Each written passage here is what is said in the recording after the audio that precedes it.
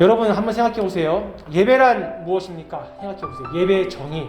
나름대로 정의가 다 있을 거예요. 나름대로 생각을 가지고 예배가 무엇이다 라는 생각이 있을 텐데, 우리는 간단하게 요약하면은 예배 와서 한 주에 한 번씩 이 교회에 와서 우리가 찬양하고 말씀 듣고 그리고 기도하고, 이것을 우리는 보통 예배라고 생각을 해요. 맞지요?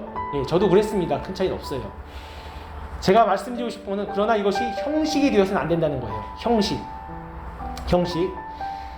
제가 그 동물의 왕국이 그 아이가 있다 보니까 동물의 왕국에 관련된 그 다큐나 영상을 봐요. 근데 새들이 다음에 남의 집의 알들을 깨먹을 때 부리로 그 달걀 안에 이렇게 쪼아가지고 그거를 먹고, 안에 있는 거 파먹고, 좀 징그러운 얘기죠. 파먹고 그것을 알을 돌려놔요. 돌려놓으면은 어미 와서 품는단 말이에요. 그렇죠? 품은데 나오질 않죠. 근데 나중에 와서 그것이 썩어서 냄새가 나고 해서 그걸 두고 가는 모습을 제가 영상을 봤어요. 무슨 얘기냐면은, 예배의 본질은 알맹이인 여러분들이 있어요. 근데 여러분들이 껍데기와 같이 대충 한 주에 한 번씩 의식적으로 예배를 드리고 가면은 그것만큼 손해이고 그것만큼 영적으로 우리가 다운될 수밖에 없는 그런 반복된 일들을 하고 있다라는 것을 우리가 알아야 된다는 뜻입니다. 우리가 이 예배를 통해서 성경을 온전히 바라봐야 되고, 성경을 통해서 예배를 바라봐야 하는데, 여러분 그 예배는 구약에 뭐와 유사할까요? 자, 힌트 드립니다. 그 구약에는 하나님과의 관계를 위해서, 하나님께 나아가기 위해서는 불을 떼 가지고 뭘 이렇게 피워 가지고, 예? 번제. 좋습니다. 번제 좋습니다. 5대 제사 중 가장 중요한 번제를 얘기했어요. 번제. 제사를 말하는 거예요. 제사 중에 하나가 번제인데, 맞습니다. 이 제사를 통해서 하나님과의 관계를 맺어요. 하나님과 친밀한 관계를 맺는다는 거예요. 그래서 구약의 제사의 모형은 신약의 예배로 넘어옵니다. 들어보셨죠? 제사가 예배로 넘어옵니다. 자, 본질은 그리스도께서 유일하게 한 번에 제물이 되셔서 죽으셨지요. 어린 양으로 죽으시고 우리가 죄로 구속을 받았다는 뜻이에요. 이거를 대속이라는 어려운 단어를 써서 얘기하는데, 중요한 것은 그분 제물 되셔서 우리를 위해서 죄를 사해 주셨다 이 뜻입니다. 여기까지 다 아실 거예요. 기독교의 기본 진리이기 때문에. 다시 말하면은, 우리는 주일날 와서 예수님의 이름을 부르면서 예수님을 통해서 기쁨을 경험하는 것, 그것이 예배가 되는 거예요. 자, 근데 이 제사에서 예수님을 넘어오는 이 과정에서 예배가 되는 건데, 중요한 것은 오늘 이 본문 말씀을 보게 되면은 가인이 제사를 드립니다. 맞지요? 제사를 드리는데 이 내용은 다 아실 거예요. 혹시 다 알지요? 예, 알죠. 우리 선생님 너무 잘 아시겠지만, 모르는 친구이기 때문에 요약을 하면은, 동생 아벨과 가인 형이 있는데, 그 동생은 어린 양을 드리고, 그리고 형 농사 짓는 가인은 곡식을 드렸단 말이에요. 근데 중요한 것은 제물의 종류나 양이 차이 아니에요. 하나님은 그걸 보신 게 아닙니다. 핵심은, 중요한 것은 드렸는데 동생 건 받으시고 자기 건 받지 않으셨어요. 그래서 어떻습니까?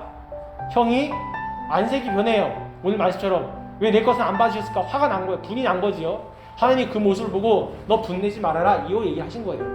근데 여기까지 해서 잘 멈췄으면 되는데, 가인이 그 화난 마음을 가지고 누구한테 화풀이 합니까? 예, 동생 아벨한테 화풀이해서 나중에는 죽여요. 예, 그게 사건입니다.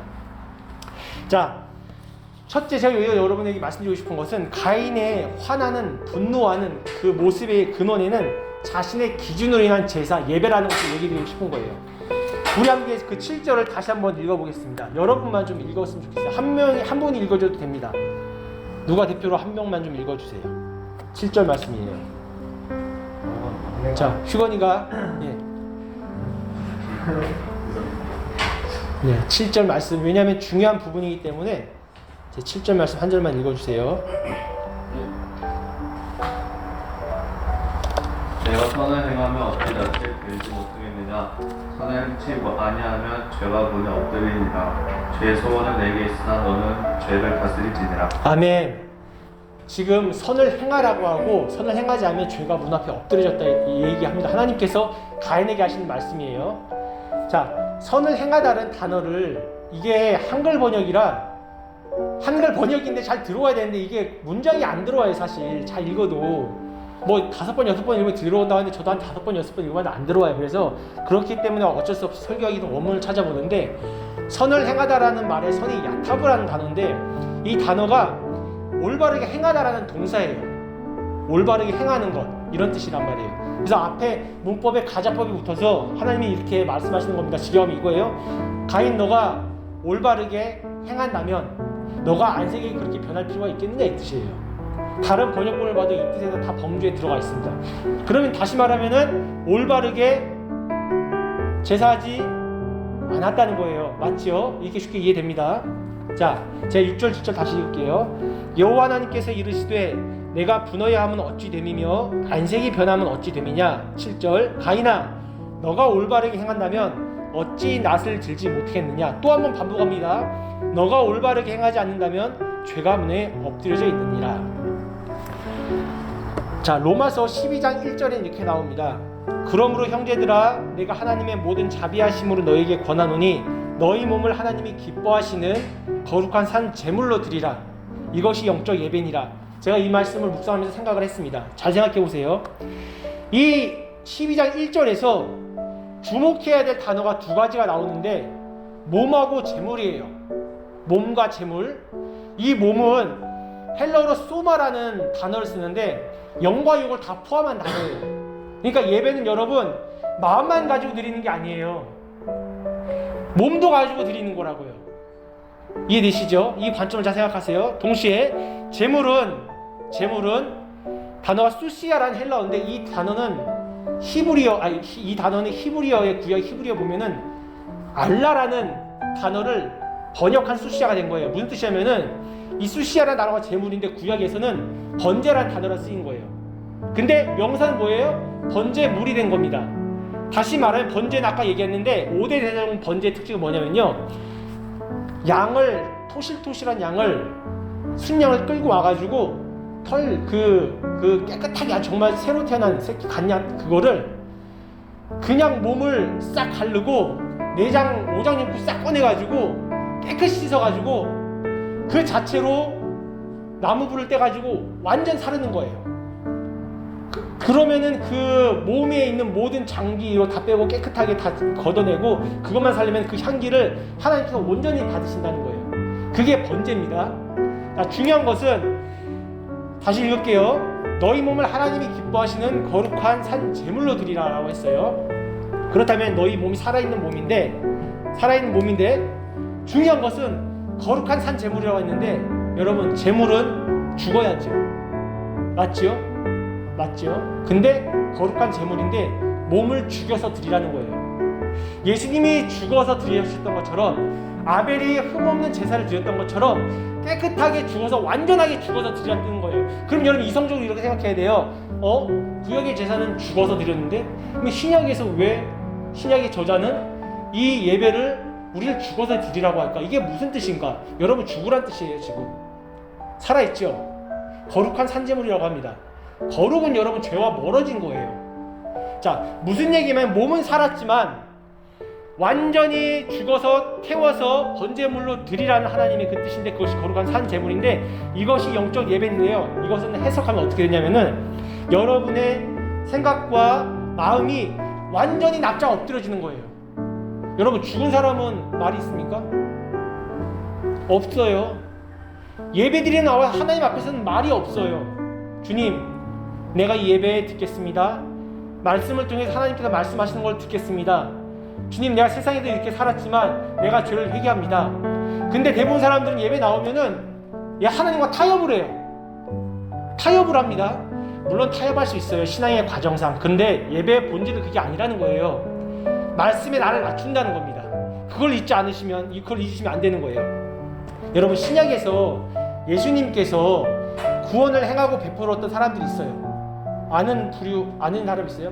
아주 간단히 어렵지 않아요. 예수님께서 너의 집에 구원에 이르렀다. 너가 죄에서 씻음 받았다. 너가 치유 받았다. 이러한 기적을 체험했던 사람들이 대부분이 누군지 아세요? 그렇지요. 제자. 또 사마리 여인.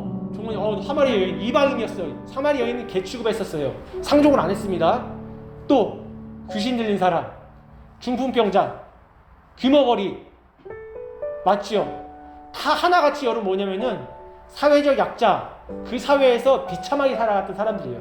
이 사람들은요 마음이 항상 죽어 있었어요. 의지할 것이 없고 하나님 아니면 살 수 없었기 때문에 하나님을 염하면서 세상이 나를 지탄하니까 내가 의지할 것은 하나님밖에 없다라는 그 마음이 너무 낮아져가지고 납작 엎드려져 있었어요. 어느 순간에 자기에게 다가온 예수님을 만났을 때 주님 나를 구하소서, 내가 주님께 나아가고 싶습니다 라고 얘기했을 때 예수님께 삭개오에게 내려오라고 말씀하시죠. 중풍병자에게 일어나 걸으라고 말씀하시죠. 눈먼 자에게 눈을 뜨라라고 말씀하셨을 때 침을 기어 바르실 때 눈을 떴습니다. 무슨 말이냐면은 영적인 예배는 마음이 낮아지고 낮아질 대로 낮아져서 하나님을 찾을 수밖에 없는 그 조건이 됐을 때 하나님을 볼 수 있다는 거예요. 여러분, 제가 여러분 이 영적 예배를 왜 얘기하냐면은 우리에게 적용합니다. 지금 많은 교회의 학생부, 청년부 예배를 보면요 졸아요. 예배 때 그 형식적으로 나옵니다. 시간 되면 나와요. 엄마 아빠가 집사님이니까, 엄마 아빠가 권사님이니까, 부모님이 장로님이니까 그냥 나와 있다 가요. 그게 아니라 의식하는 예배가 아니라 진짜 예배, 하나님을 만난 예배라는 거예요. 저는 여러분들이 지금 우리는 참 감사하게도 그런 건 없어요. 그렇죠? 기초부터 제대로 했으면 좋겠습니다. 여러분 이번에 손흥민 선수 그 득점왕 해서 그의 아버지가 조명되고 있죠. 아세요? 알죠? 그의 아버지가 했던 명언이 있지요. 하나같이 하는 얘기 뭔지 아세요? 그 얘기도 있지만 월드클래스 이전에 뭐 얘기가 있어요? 기본부터 시작하라. 들어봤어요? 예, 기본 다지라고. 그래서 손흥민이 남은 슛 할 때 무조건 500개, 600개 리프팅하고 했다는 거. 제가 무슨 얘기를 하고 싶으냐면요, 여러분이 이제 앞으로 20대인데 30대가 넘어가고 40대 갑니다. 그러면은 각 분야에서 전문적인 리더와 반열에 올라가야 해요. 분명히 올라갑니다. 조금 덜 올라갈지 모르겠지만 정도의 차이로 올라간단 말이에요. 지위가 생깁니다. 힘이 생깁니다. 돈이 생깁니다. 그러면 여러분 그럴수록 뭘 잃어버리냐면 기본을 잊어버려요. 영적 기본은 뭐냐면은 하나님을 잃어버리면 안 된다는 거예요. 근데 그 하나님을 잃어버리면 안 된다는 말은 이 시간 이 예배에 어느 예배에 참석하든 어느 예배에 가든 영적인 예배, 제사를 드리는 그 마음으로 여러분의 생각과 마음이 낮아질 대로 주님, 이 죄인이 오늘 예배에 옵니다. 여러분 기업가 회장이 주님, 이 예배에 나의 몸을 내려놓고 주님 영적 예배 드리기 원합니다. 이렇게 얘기할 때 얼마나 영적인 파급력이 있겠어요. 그렇죠? 그래서 여러분이 하이 포지션에 올라가는 거예요. 예수님이란 영향력을 드러내기 위해서. 다른 이유가 아닙니다. 근데 그때 가서 기본이 안 돼 있으면은 내가 뭐 기업 회장이니까, 내가 사장이니까, 내가 부장이니까, 내가 이 분야에 아주 큰 전문가니까 이런 마음으로 예배에 참석하면요 그만큼 악영향이 없어요. 이해되시죠? 전 여러분이 지금부터 영적인 기본인 예배에 충실하고 예배에 몰입을 하고 말씀을 통해 나에게 무엇을 말씀하실 것인가에 대한 깊이 고민하고 그런 마음을 갖고 참여하기 원합니다. 그러면은 포지션은 시간이 가면 올라가요. 어느 시간이 되면 올라갑니다. 그때 좋은 영향력을 발휘해서 정말로 열린문교회, 정말 대열린문교회 우리 청년부였다라는 것을 드러내고 말할 수 있는 여러분이 되었으면 좋겠습니다. 제가